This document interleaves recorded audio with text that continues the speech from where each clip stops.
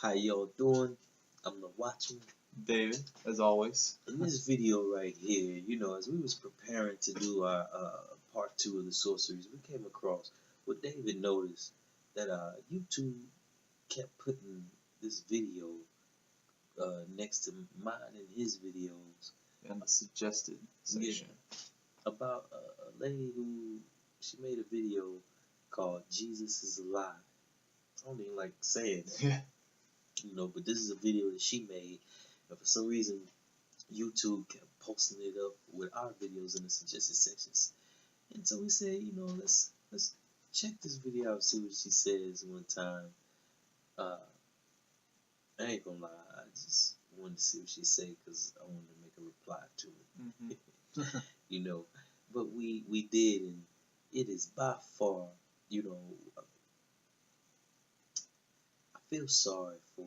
It's misinformed. You can tell she got on Google, like we all do sometimes get on Google, and we start taking everything on the internet as fact. Yeah, and it's sad because when you state something as deep as that Jesus is a lie, and your reasons aren't even are so far fetched and false that it's sad. But I'm not just going to say that your reasons are false. We took notes, and we're going to show how easily false that these reasons are. And you said yourself in your video that you hope Christians keep an open mind. Well, I hope you do too. Exactly, like you said, please don't just shut this off real quick. So please don't just shut this off real quick and hear us out. Because like we said before, we're not making up things against you. We actually took notes and wrote down what you said, and it's really saddening, but everybody has been deceived once before over something, But let's get right to it. First thing I wanted to say, me personally, I want to point out, is one of the first things you say in your video is you say that you can't prove that a negative doesn't exist. Is that true? For how do you know it's a... I'm going to speak to you logically now. If you say you can't prove that a negative doesn't exist, well, how do you know it's a negative in the first place if you don't have proof? Exactly. That's like me saying that this is wrong. And somebody says, well, why is it wrong? Where's your proof? I don't have any proof. Well, how do you know it's wrong? I don't know it's wrong. Right. But it's wrong. You have to have proof to prove that it's a negative in the first place. And why can't negatives exist? Let's say you have proof that it's a negative. Why can't negative? If a positive exists, then the alter has to exist. You can't have a positive without a negative, right? But anyway, I just wanted to speak in logical terms with you on that subject right there. Second, you said that there's no proof that God exists. And there is proof. I mean, you can call the fact that there's a boat on top of the mountains not proof that that Noah's Ark actually landed on top of mountains like the scripture says. I mean, the thing is, science is constantly proving the Bible. Yeah. It's constantly... I've yet to see where science can say something in the Bible is wrong, and on the contrary, it's constantly proved. Every time they say, oh, well, this king never existed. It says in the Bible this king existed. It never existed. Next thing you know, a month later, they dig up an artifact of that kingdom. Then they'll move to a new king. And they keep doing it. But science and archaeology is always proving the validity of the word. And for the simple fact, I like to call nature, and I'm not the only one. Albert Einstein, I like the way Albert Einstein put it, and he said what pushes me away from Christianity is that Christians look at nature and they don't see God's divine handiwork. And as a matter of fact, he said they under... How should I put? What's that word he used? He says they downplay the majesty of God. He said, how can one not look at nature and not see divine design? And that word blew me away. I love that word, divine design. And let's just take a couple examples of divine design. That things just didn't appear. Things just didn't metamorphicate. Look at the earth. If the earth was even an inch closer to the sun, all life would burn up and die. If it was an inch away from the sun, all life would be cold and freeze.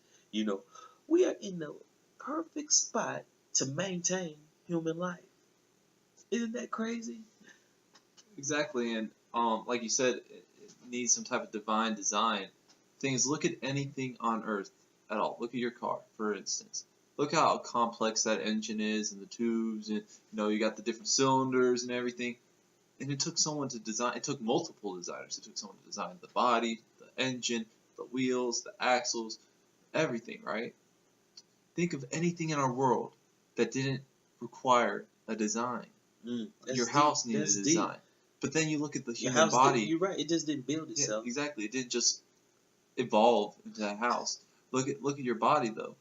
The human body is like the most complex thing. Science, we don't even know the full thing. Every time we think we get to the bottom, we find more, and then we find more, then we find more, then we find more. You're telling me that the most complex thing in this world on Earth just happened, and everything else needed a designer? Wow. No, that's not convincing. Look at the cell. The cell itself. Even Charles Darwin. People don't like to admit this, but Charles Darwin. You always say Google. I'm a firm believer. Just Google it. Charles Darwin even doubted evolution himself before he died. Because you look at the cell. The cell. It is the most complicated machine on Earth. The little human cell. Something so tiny. And they said for a human cell to just happen without divine design, without a designer, as Brother I love that analogy the way he just put it.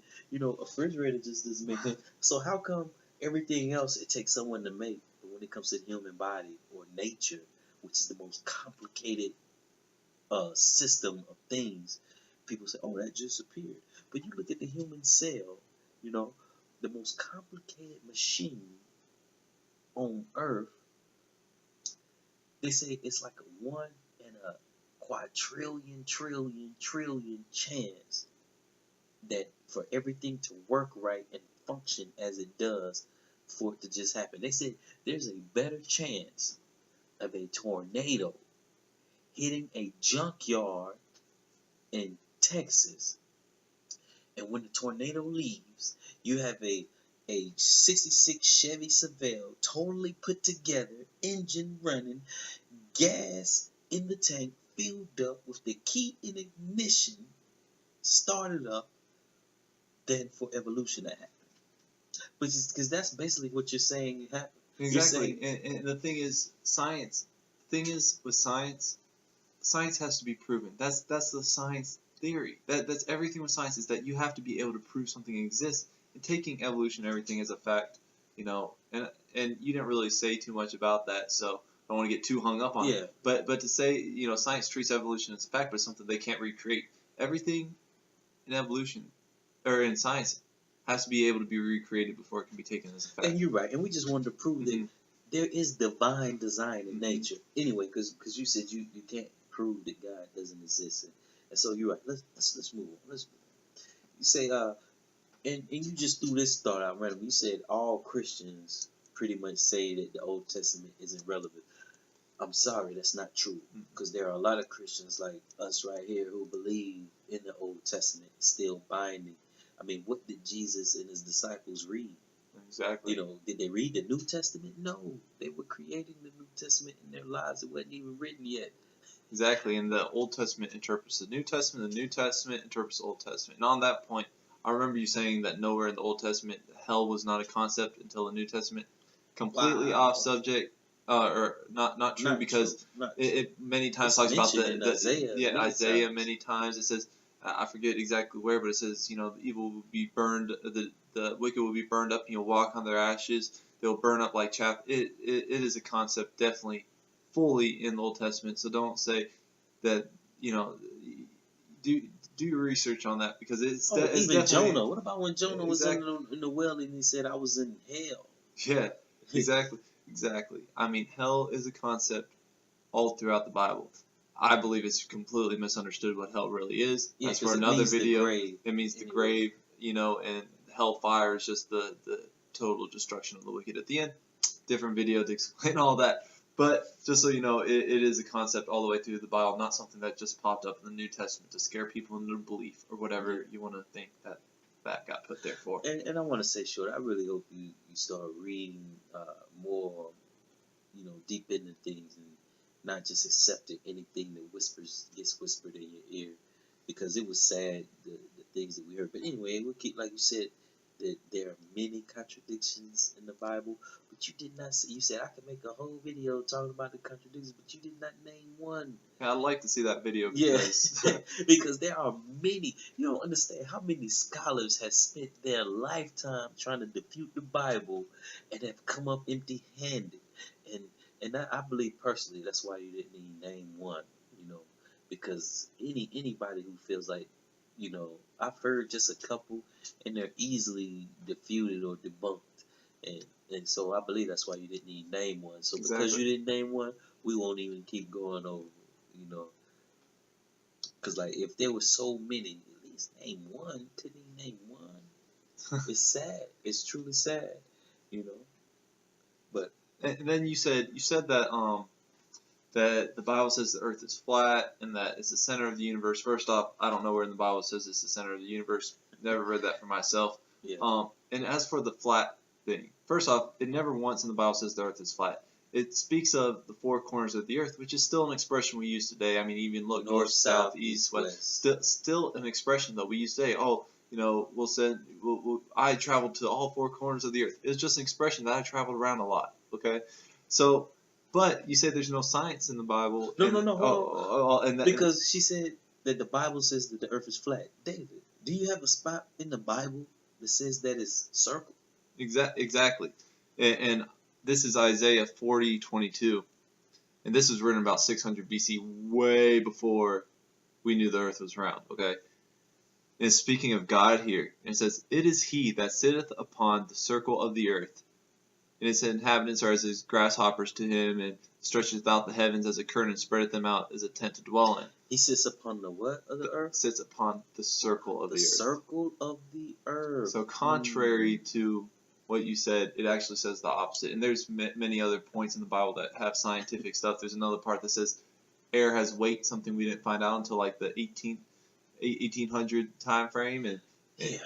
And so actually, there is a lot of science in the Bible. Matter of fact, and this is what we do in studying the word. We like to, instead of just going on what we think a word means, we actually like to look the word up and see what it means before we speak on it. So, Brother David, did we look up to see what the word science really means? Yeah, and we looked that up in the Merriam-Webster dictionary. And real quick, please don't think we're trying to talk down to you, please, because this seriously, this video is completely out of love for you and for any of the people that watch you, to try and reach out to you and show you the truth. Because you mentioned that you started finding religion, you found it interesting, and then obviously you found a YouTube page or a Google page that that sent you off the wrong way. So we're doing this out of love. Please listen and try to understand where we're coming from. Yeah. But we did look up science in the Merriam-Webster dictionary, and it just said the study of knowledge. It says to know. Well, it says to know knowledge and understanding. Is it still pulled up on the tab? Well, it'll cut the video out. Okay. But it says to know knowledge and understanding. It also says to prove the uncertain. And all it is looking into things. That's all science is. And so let's take that to know knowledge. You say to know knowledge isn't in the Bible. God doesn't explain anything in here. Science is throughout all the world. Even there's a scientific experiment with Daniel, where Daniel comes to the prince of the eunuchs and says, "Hey, how about you give me and my friends pulse, which is vegetables and water for what, 1 week or 10 days? It was 10 days. He says, give us vegetables and water for 10 days and compare us to the other Jews who just came in captivity, who are eating the king's meat and drinking the king's wine, and see the results and see who's better. That was the first scientific experiment when it came to diet. Yeah, exactly. There are tons of experiments throughout the Bible. There's tons of truth. I mean, it talks about, that you should bury your dead way before the time that we think that back then they weren't that smart. Yeah. Well, it talks about it in the way back that it talks about burying your dead deep in the ground so that doesn't stink up the place. And I mean, there's tons of knowledge to be learned from this word. I mean, when you look at the clean and unclean meats, for instance, it talks about not eating certain foods, and for a while people are like, why not? Why not? Well, science has proven now that all those foods that it said not to eat are all unhealthy for you.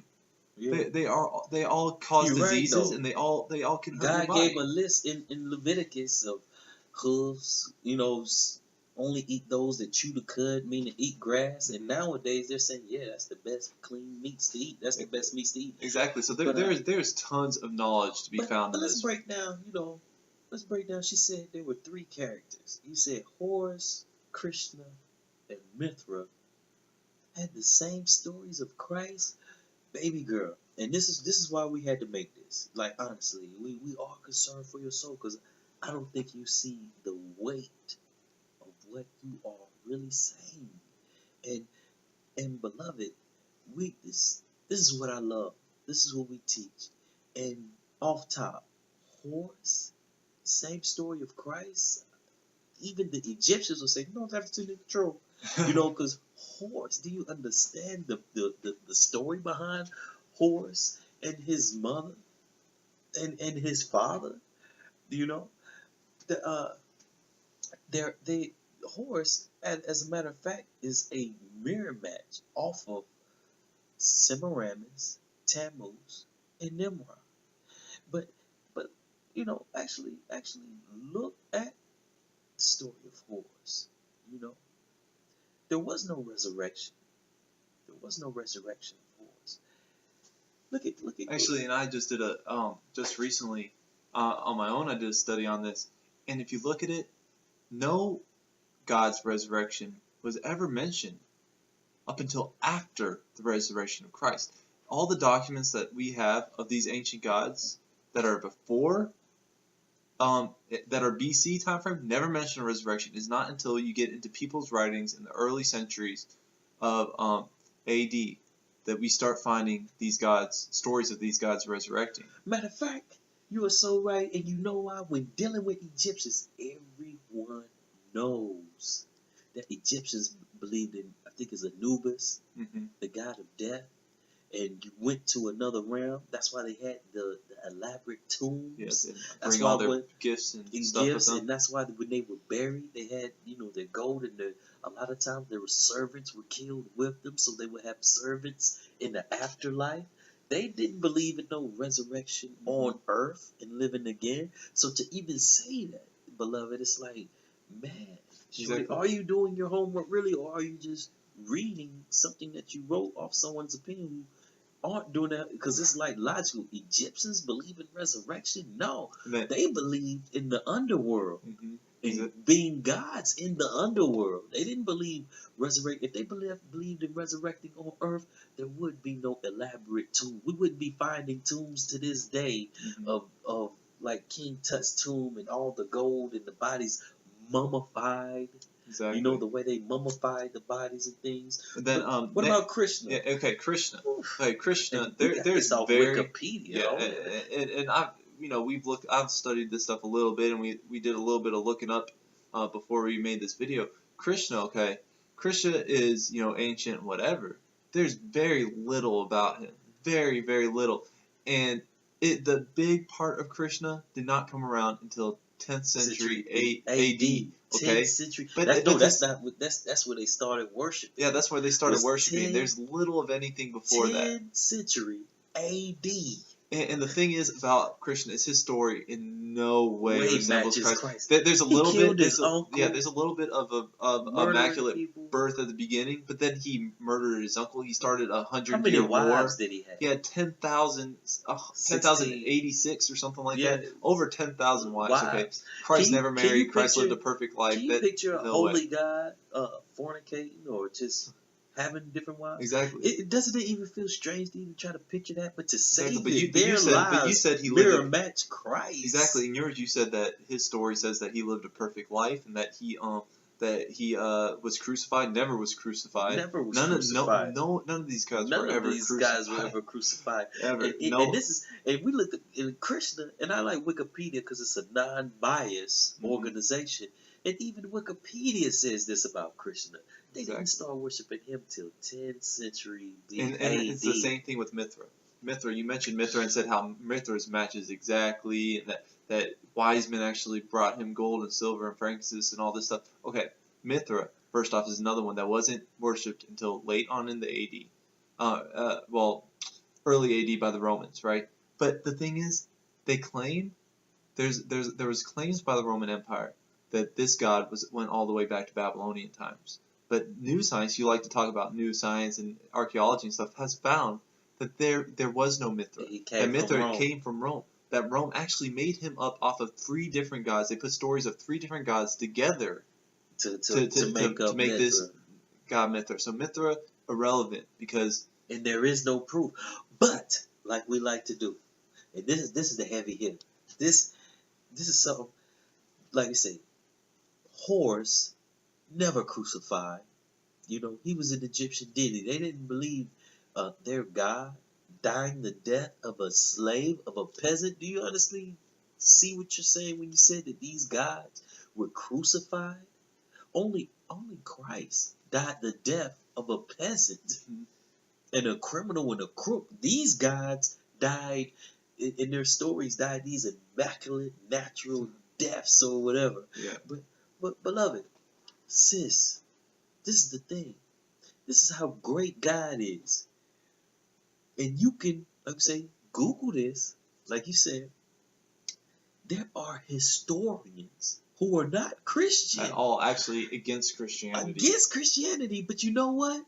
That lived around the time of Christ, and they verify that Christ was alive. And not only do they verify that he was alive, they verify his crucifixion. And his resurrection. First off, Tacitus, which is one of my favorite ones, Tacitus. Tacitus. He's the most famous historian. Exactly. Roman historian. Exactly. And he said that there was a sect called Christians who followed a guy named Christus, and that's where they got their name, who was crucified under the term of Pontius Pilate. First off, exactly the account that the scripture says, and this is from a non-biased. This is actually against Christianity. A Roman. He's a Roman historian. Look him up, Tacitus. Tacitus.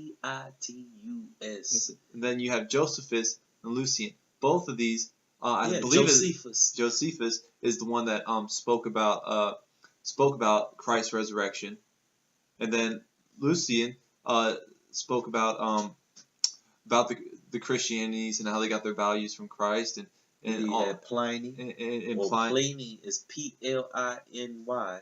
He spoke of Christ. Yep, and even in the Babylonian Talmud, which was a ancient thing that the Jews had, and they continued on adding history to this thing, and that even speaks of. So what does this really say? You have 1, 2, 3, 4. You have 5 historians who aren't even Jews. Only, matter of fact, Josephus was a Jew. Mm-hmm. You have 5 historians, but Josephus wasn't even a follower of Christ, you know. And you can Google these historians, like I say, Tacitus and Josephus. They're so famous and world renowned, you know. And here they mention Jesus, and they mention it exactly how the Bible states it. Do you think is that play? No, that's for real. Do you have any other historians mentioning these so-called guys that you said have the same story as Christ? None. Not one. Not one. And like I said, to say that the stories of these men mirror match Christ, And the little bits that did not show up until the AD. That's the thing. Look at it, okay? The stories of these gods that have resurrections in them. Because there's other gods that do have resurrections in them. And virgin births. And all these things. If you look at it, those parts of the story did not originate until the AD. The tiny parts, because you're looking at these facts like there's a whole lot of history on it. A lot of these things are one chunk that mention this god on a tiny hieroglyph like this big, that just shows that these gods, their stories, they did not get fully put together to where the stories that people have today until in the AD. And this is after Christ. They were just adding stuff onto it. Exactly. They were looking at the story of Christ, the story the Christians were spreading, and adding it into their stories of their gods. It was not the other way around, beloved. And like I said before, like I now say it again, Egyptians believing in resurrection on earth, but make these elaborate tombs getting ready for the underworld. And I know Anubis, who's supposed to be the god of the underworld. No, Egyptians didn't believe in no resurrection on earth. No. And they definitely didn't believe in a god stepping down from his throne to die for his subjects. What? Yeah. What? Horus being crucified? Yeah, exactly. No, Krishna being And the thing is, you talk about crucifixion for these. When did crucifixion? That was a Roman thing. That was the only. So the only one that you could talk about would be Mithra, but they claim Mithra went further back. So no, they claim Mithra went to Babylon. Exactly. And Babylonians didn't kill people by crucifixion. No, crucifixion was Egyptians didn't kill people by crucifixion. As a matter of fact, Egyptians held the cross as sacred. Mm-hmm. And their cross was shaped just a little different. That's where the cross came from. Yeah, from Tammuz. But they didn't have it as crucifixions. And you could call it the Tao. You know, Tao, I believe. But we definitely had to do this. And, you know. And if you have any questions, write me a message. You don't even have to tell any of your followers. Write me a message and we can talk. Seriously, we can talk about this, and I can or even write him, and I can even put my email in the link to this. So if you need to, email me if you have questions, or any of her followers, any of you that watch her videos that watch this, message us if you have questions. Yeah. You know, we can talk about this because if you need further proof, we don't mind. I love investigating and looking into the word, and being honest and comparing it with history. You know, the real history, things that really happened. Going to seeing what so many other sources have to say, because there's so many.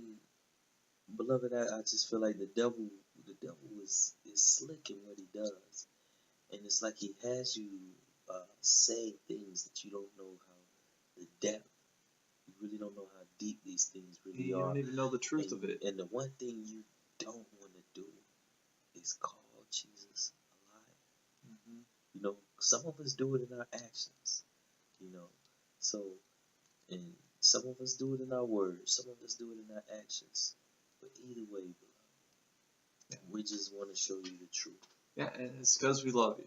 You know, we want to see you in paradise and spend eternity with you too. So yeah, God bless. You know, investigate the things that we saying. Like I say on my ministry page all the time. The truth loves investigation, and be careful what you're reading. When we saw you doing your video and you were reading something where it talked about Mithra, Krishna, and Horus being just like Christ, I'm like, oh man, she's reading something. Yeah, somebody that wrote on a blog or something. It's sad because history tells a completely different story. Made up. Not one of those things was based on reality or in fact. I'm sorry to say it, but it wasn't. Yeah. Even an atheist like yourself could sit down, and if they have studied pagan stuff, they would tell you to be quiet. Because I mean, that it's just not true. Even the Muslims hold Jesus as a good prophet. Even the Jews hold him as a good prophet. Yeah, I mean, from the miracles that he wrought and the things he did, but to say others lived just like him and that his life was a lie, oh wow, you know. But yes, God bless, and I hope you get a blessing from this. And please don't take this as hate or trying to disprove your side. No, you're wrong. No, that's not what this is. I'm really concerned, and it's just like you said. You know, we hope you keep an open mind and test it out to see. Mm-hmm. Study it for yourself to see. Look up everything we said. Look it up in history. You know, don't look at somebody's opinion. John Doe. Yeah, spend time on it. Don't take any human's opinion on nothing. This is your soul salvation is stake. The stakes are high, or they should be. This is your soul. You know, the stakes are high. But you'll be in my prayers. Mine too. God bless.